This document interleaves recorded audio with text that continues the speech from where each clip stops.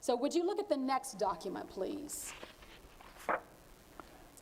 So this is part of Doty's military pension application. And can you read that highlighted portion for us? Were you ever in prison? If so, state what prison and when released. Answer, no. So there we have it, right from the horse's mouth, right?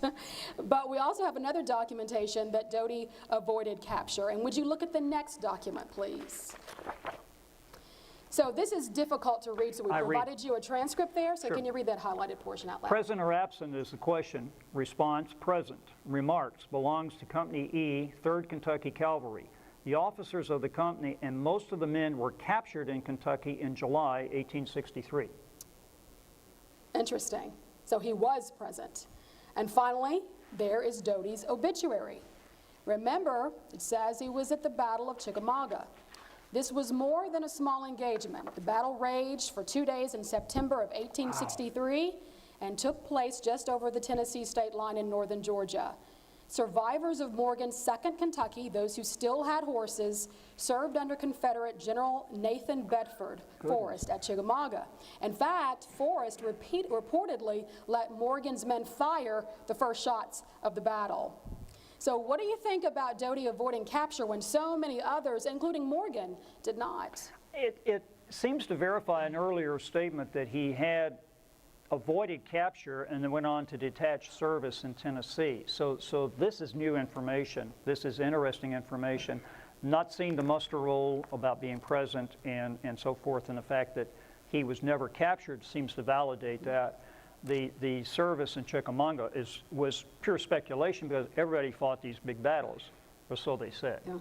So therefore you had to fight, you had to decide. Yes, this is new information. Wonderful. Well, we lose track of Doty in the Confederate records, but we did find an interesting letter in the Union records that might shed some more light on his whereabouts after the battle.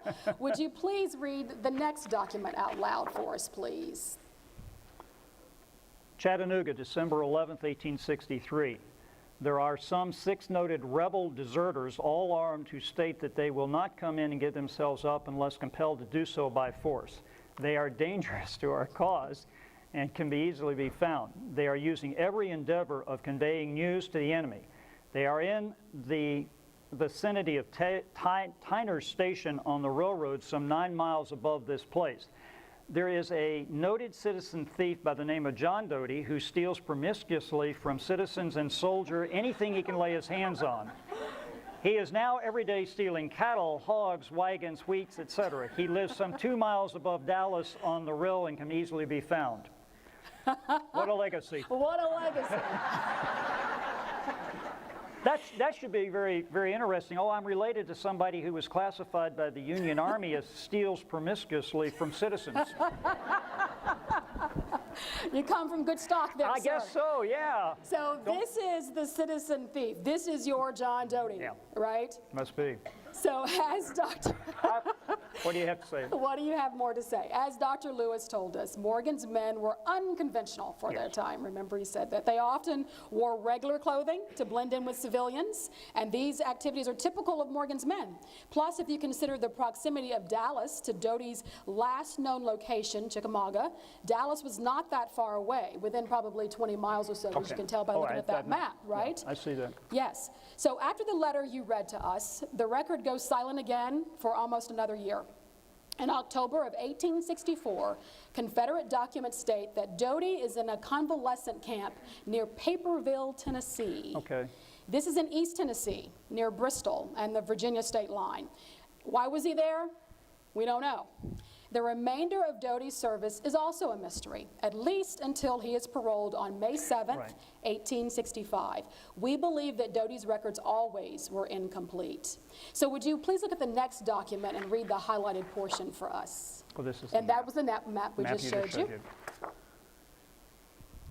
Confederate Pension Department documentation. John G. Doty enlisted September 2nd, 1862 in Company E, 7th Kentucky Cavalry, and was surrendered and paroled at Mount Sterling, Kentucky on the 7th day of May, 1865. His enlistment and service from date of enlistment till October 1863 proven by record.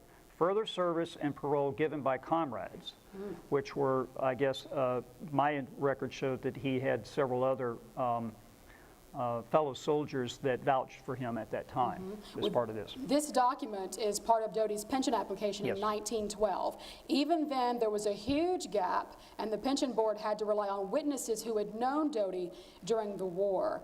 Now, when you wrote into us, you mentioned that Doty may have received service medals, Correct. and you wondered if that was true. That's correct. Okay, we didn't find any evidence Okay. that he did. Post-war Confederate groups gave many medals, and if he did, one of them could have been the source. So there's a lot of confusion about your ancestor, and we're trying to work that out, right? Right. So here's the deal.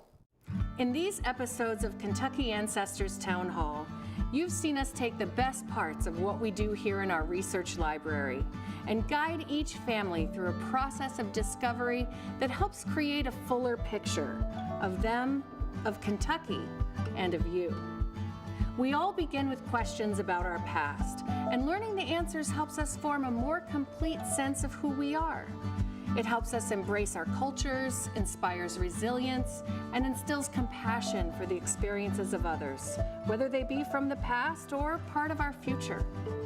Our family histories go beyond names and numbers on a line. They are pathways to connection, and our connection with others is crucial to our sense of self. This is why our work continues, because you have a story too. When you choose membership with the Kentucky Historical Society, you can unlock this story through standard databases like Ancestry, Fold 3, Kentucky newspapers like the Louisville Courier-Journal, and 2 centuries of the American Periodical Series.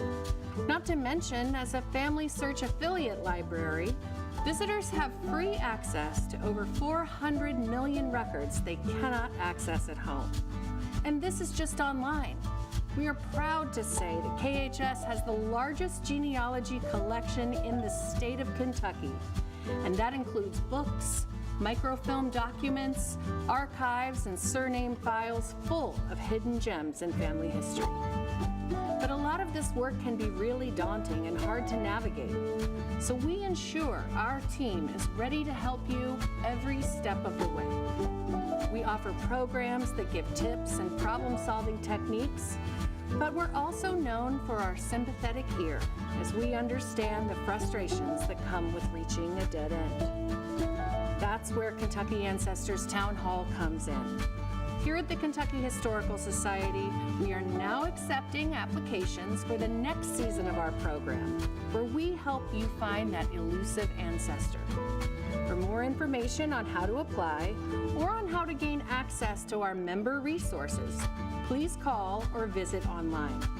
Help us tell Kentucky's story, one family at a time.